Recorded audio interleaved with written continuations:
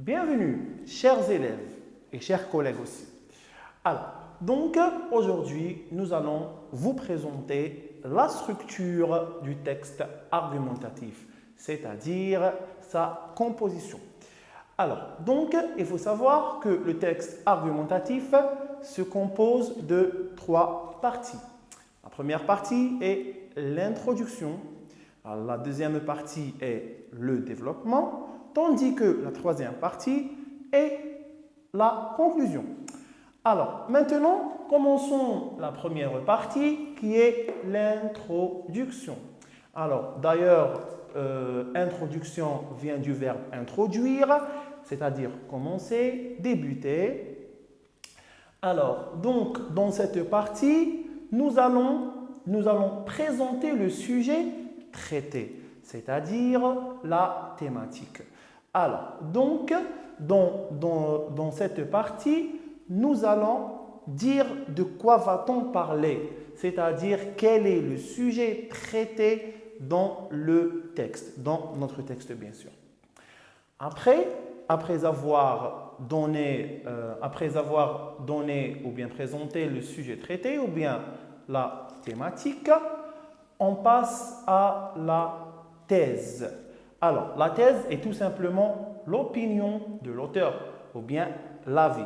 C'est-à-dire, je m'explique. Alors, l'avis de l'auteur, c'est-à-dire, est-ce que l'auteur est pour tel sujet ou bien il est contre? Donc, cela va nous montrer sa position vis-à-vis le sujet traité ou bien la thématique. Donc, l'introduction est très importante dans le texte argumentatif. Pourquoi? Parce que grâce à elle, qu'on puisse savoir le sujet traité et l'opinion de l'auteur. Après avoir élaboré l'introduction, on passe à la deuxième partie qui est le développement. Alors, le développement, tout simplement, on va donner ces arguments. C'est-à-dire, on va donner des arguments pour renforcer l'opinion de l'auteur. C'est-à-dire, autrement dit, on va dire pourquoi l'auteur est pour tel sujet ou bien pourquoi il est contre pour tel sujet. Pour quelle raison il est pour ou bien pour quelle raison il est contre.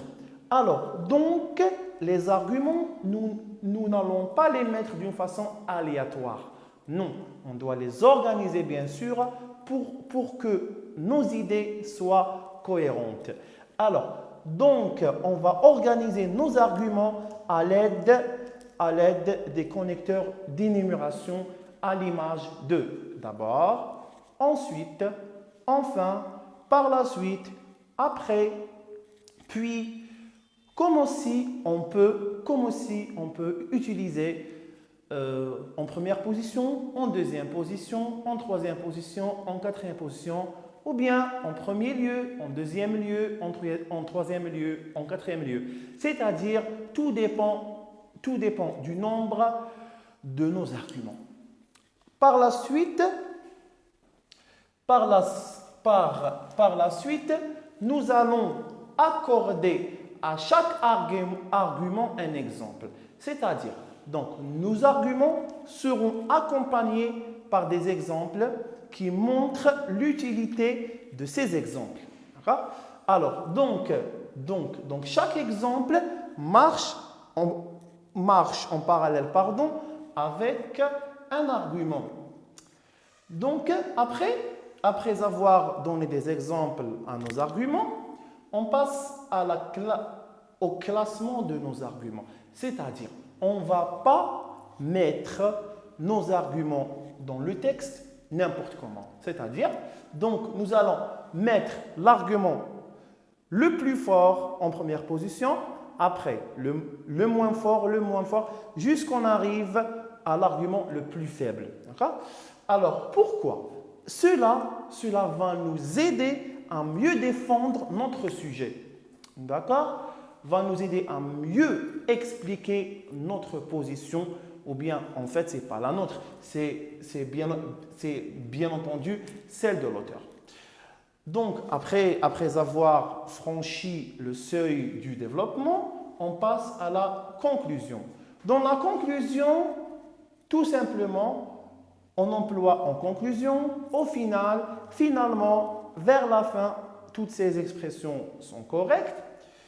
Donc, dans la conclusion, tout simplement, nous allons confirmer la thèse déjà citée dans l'introduction, c'est-à-dire l'opinion de l'auteur ou bien l'avis de l'auteur. Alors, maintenant, chers élèves, surtout ceux de la 4e année moyenne, je vais vous passer certaines astuces qui vont vous permettre c'est-à-dire d'écrire un texte à la fois correct, simple et cohérent. Alors, le premier conseil que je vous donne, chers élèves, est de rédiger des phrases courtes et simples. C'est-à-dire, il ne faut jamais chercher midi à 14 heures. D'accord? Donc, évitez de rédiger les phrases longues parce que ainsi, vous allez commettre plus de fautes. Et bien sûr, le jour de l'examen, c'est-à-dire, vous n'avez pas besoin de cela, bien sûr. Donc, ceci en ce qui concerne le premier point. Le deuxième point est bel et bien la ponctuation. Respectez la ponctuation, s'il vous plaît. C'est-à-dire, alors, lorsqu'on dit la ponctuation, donc on dit la virgule, le point final, la majuscule, la minuscule, c'est-à-dire, il faut respecter tout cela. Pourquoi? Alors, parce que cela va faciliter la tâche à la personne qui va vous corriger le jour de l'examen. Et ainsi, vous serez bien noté, bien sûr.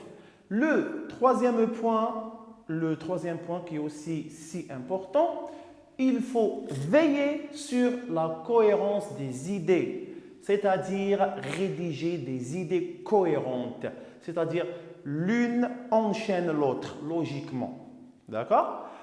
Voilà, et le quatrième et dernier point, utilisez une langue simple et correcte. Une langue plutôt des mots simples, on va dire. Voilà, et ne risquez pas, bien sûr, en utilisant des mots que vous connaissez probablement moins. Donc, et voilà tout ce qu'on a pour aujourd'hui. Et j'espère que cette leçon était si fructueuse pour vous. Et je vous souhaite un bon courage pour l'examen et je vous donne rendez-vous pour les prochaines rencontres. Merci.